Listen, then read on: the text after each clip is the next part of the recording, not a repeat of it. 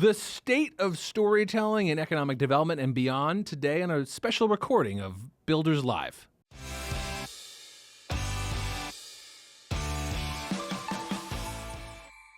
Hey, I'm Chris Wink. I'm the co-founder and CEO, publisher of Technically. We're a news organization with a community of technologists and entrepreneurs.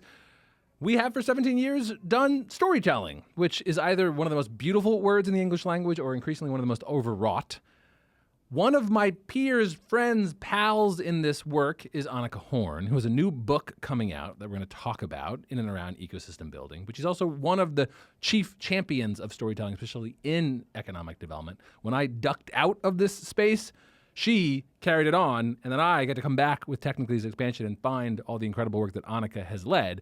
And now we get to talk about how this is a necessary moment for storytelling. So we're going to talk about storytelling and her book today in this conversation. Anika, thanks for chatting.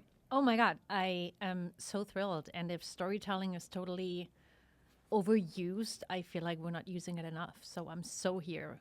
That's for the what I want to jam. hear. Well, then I'm glad you hear you say that, because where are we recording? Because you and I are, for once, not speaking over Zoom. I see you in the flesh. Where are we?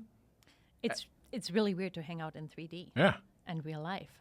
So at the Technically Builders Conference 2026. Heard of whoop, it. Whoop. Yes. And this is our fourth time hanging out in 2 years, I think. It's coming. But, you invited me to come here, and I'm just thrilled to be here. I get to hang out with peers. Get to learn from so many smart people who are doing this world around the country, and I get to spend some quality time with you and your wonderful team. I agree with all of those words, and I will intentionally have background noise. My dear colleague Sam Markowitz calls it ICE SMR because I can't make jokes like Sam Markowitz. Different genre he and I operate in. But I have an old fashioned at hand because when we at Technically close out a conference, of course we have to have an old fashioned at hand. So it felt fitting for you and me to talk now, Anika. So I want to get to your book, but let me ask you a couple little questions here for the moment. Mm-hmm. Storytelling, a word that you and I use a bunch. So maybe that's more what I mean, that if we did the word cloud of you and me, probably that is a word that we would almost like cartoonishly have oversized more than most. It shows up in a lot of work, but today, this conference, today and tomorrow, is focused on storytelling for entrepreneurs. They tell their stories one way or another, and ecosystem builders and economic developers. We just came off a session in science communication. Talk to me a bit. You've done this work a long while now. Maybe give me, why did you latch on to that storytelling component of a broader ecosystem development work that you work on a lot? Like, why is the storytelling one of the parts of the work that you've so latched to? So I came to it accidentally. When I first moved to the U.S. in 2015, I lived in Richmond, Virginia. Got really roped into the startup community very early on. And what happened is I would meet all these amazing businesses, startups, small businesses, and they were so good. Their products were great. Their services were great. These founders were amazing. And I was like, oh my God, I want to tell the whole world about this high-end quality moonshine that is being made in Richmond, Virginia. Right. I'm a big fan. I want to tell everyone about this fantastic little bakery that is using heirloom grains to make bread that is not highly processed. I want to tell everyone about this t-shirt company where you can just go and custom order t-shirts for your nonprofit or whatever you're raising funds for. And part of that was I got to meet those founders, and I was just so ecstatic to see their passion, to see the opportunity. I was like, this is what Richmond is about. It's this creative potential. So I just started talking about it online, in person, whoever wanted to hear, and probably a lot of people who didn't want to hear it. And I've always enjoyed being that hype person for these entrepreneurs. And as I moved through North America over the last 10 years, I kept coming back to the storytelling, and I've moved more into the space of what does this field look like? And for me, it is, yes, storytelling, but especially over the last few years, I've done hundreds of interviews with ecosystem builders.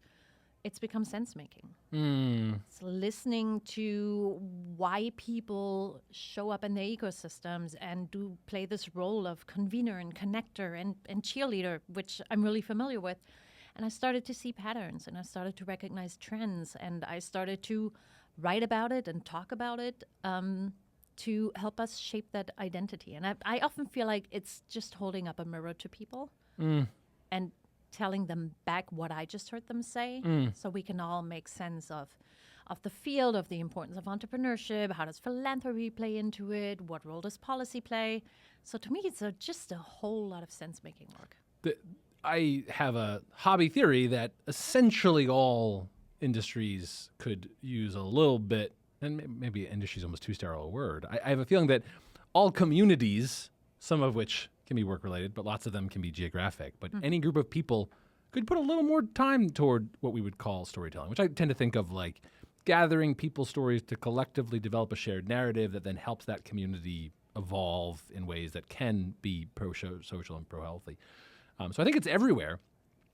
And as much as you and I talk a lot about one place that our Venn diagrams have overlapped around entrepreneurship and ecosystem building, needing more storytelling, I tend to think there's more focus on it now. And I quite literally put you as one of the big reasons that's true. And I think a lot of the crucial work that I do think the Kauffman Foundation deserves really a lot of credit for helping to like do the early field building. I think there will be a very healthy case study someday around there was a sense that entrepreneurship hadn't been centered around economic development.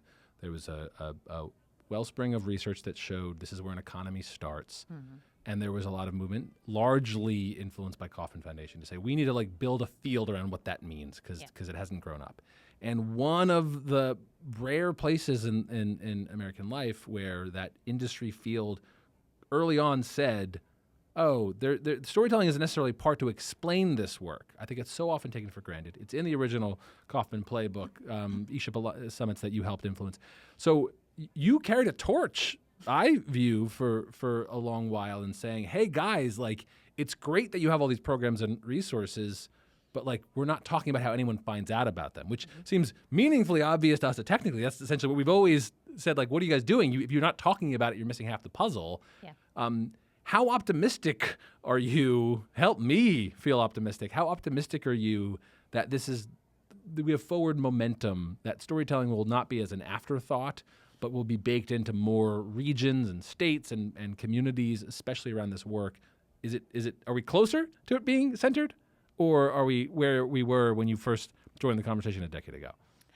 I think we've made huge strides. And I get some of the clients I get to work with are that progressive and understand that without storytelling, they can't. It's, again, the sense-making piece of how do you even know where you're going if you're not in constant conversation with your community? Right.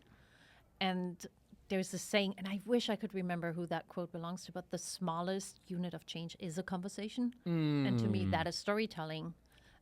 Which is listening to those conversations and then seeing what that bigger picture is. Where are the strengths? What is the hope that people are pursuing to go somewhere? So I have worked with some progressive clients who really get it and are invested in that. And it is like ecosystem building and really any meaningful systems change. It is just such a long time horizon. That the outputs we won't see for a while. But I am very hopeful working with some of the people I work with to see that they're taking this seriously and we might not see the big impact yet, but the culture is shifting and it feels different to work with these clients who value the sense making, the storytelling, and the conversations they're having with themselves about where they want to go. Well said. Sort of your book in a second. One last point there that you made me want to like just linger on. The why storytelling part, you and I have talked a bunch about it. I've tried to write about and figure it out for even us at Technically. And I think one of the challenges, and so much of the books and the research you and I have shared through the years, humans are almost like a defining characteristic is storytelling. It's when you're talking to your neighbor about the other neighbor who doesn't park their car right. In a way, that's a kind of like we're storytelling, we're bonding, we're doing a thing. Yeah. So there's like a lot of that research of storytelling we are fish in water. It's everywhere, and so it's very difficult to talk about because it's like almost everything we do is storytelling, which is at times beautiful, but also then is difficult to talk about it as a practice because like you're talking about breathing and like everyone's like I already do that without having to think about it. Why do I have to have a calm strategy with storytelling focus? Right? It feels extra. So, have you, in those client relationships, found new language or ways to push people to get this is an intentional strategy, though? You do it automatically in lots of ready forms. You need a new strategy, or do you think people are just getting more comfortable with the concept in this work? Are they collectively more familiar, or do you think you're finding an unlock that's getting people to get there faster? I hope so. One thing that I've really been pushing for in the field on my own communication channels and with clients is we need to make the invisible visible, and storytelling is a great way to do that.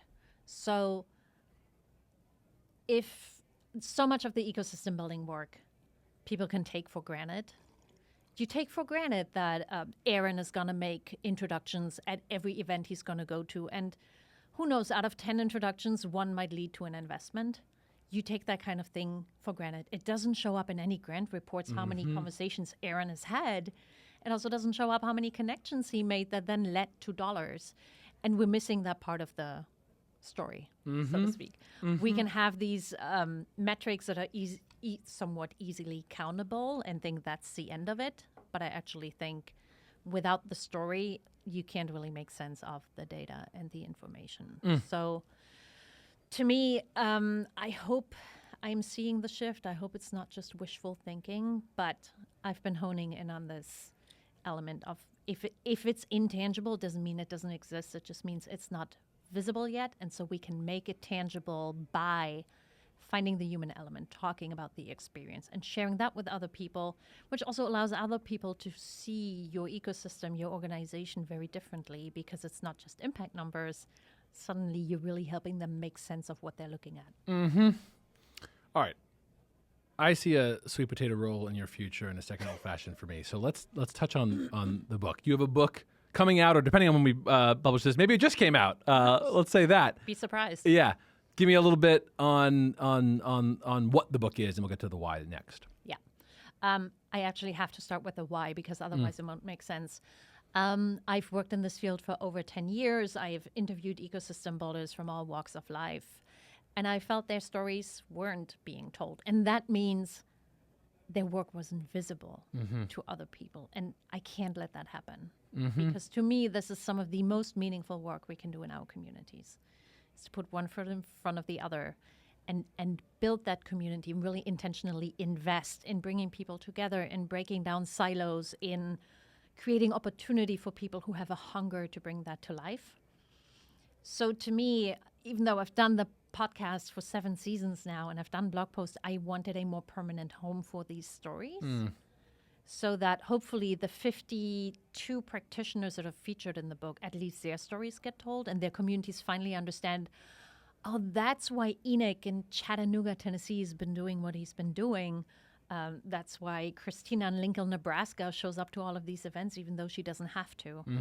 And I hope that can be a starting point for making more of this invisible work visible, and therefore cheerable, worthy celebrating, and hopefully fundable and more measurable in the long run. So to me, it's part of professionalizing this field and showing in which ways it's so different from other things, and in which ways it's very similar to what we're already seeing in other communities. How are you defining or describing ecosystem building now? I stick with the Kaufman definition that the essence of an entrepreneurial ecosystem are the people and the culture that allows them to collaborate, to have a lot of trust, and to move information from those who have it to those who need it. And as we know, as long as you have silos in communities, that information just isn't going to flow. Or it's only going to flow to those people who are already on the inside. The idea is breaking down those silos and making sure that information, the talent, the resources, the opportunities can flow at all times and find the right people at the right time. So, round us out. What is the book? Where do we get it? What do we do with it? So the book comes out after Labor Day 2026. I'm running a crowdfunding campaign on May 20th, trying to pre-sell the first community-supported edition. What most people don't know is if you write a book and you get it published with one of the big publishers, you're handing over the IP of that book to a publisher. And there is no way that I'm handing over the IP of our ecosystem stories to some big capitalist undertaking. So I'm self-funding the whole thing. I'm self-publishing it so we can get it out in the world with the community for the community. What the book actually is it's not a 101. It assumes you've at least heard about ecosystem building. I'm reviewing some of the what I would consider foundational works because there's no need in repeating, but we all need a shared starting point of where we are and what we already know. And from there, I'm talking about the practice of ecosystem building and some of the big areas that I have explored at depth in the podcast. How do you build trust? How do you navigate conflict in an ecosystem? How do you activate and cultivate your ecosystem? All these kinds of things. But what was really important to me was to make it story-driven.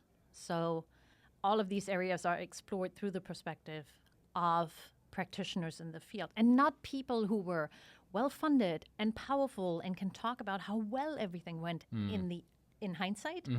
It's people who are in the messy middle dealing with this right now and bringing all the nuance and the human doubt and the chaos into how this principle of ecosystem building that we know from the playbook, how that actually plays out in the real world. So that's what the book is structured around. Lots of practices, lots of ideas to action to help people implement what they just read into their own ecosystem. So I would say it is a story-driven playbook that is really written in the field, from the field of ecosystem building. Book is listed in the show notes, as is Anika Horn, leaving us with the spiritual journey. Let us always be in the developing, messy middle. Anika, thank you so much for your time. Thanks for having me. See you next time. Bye.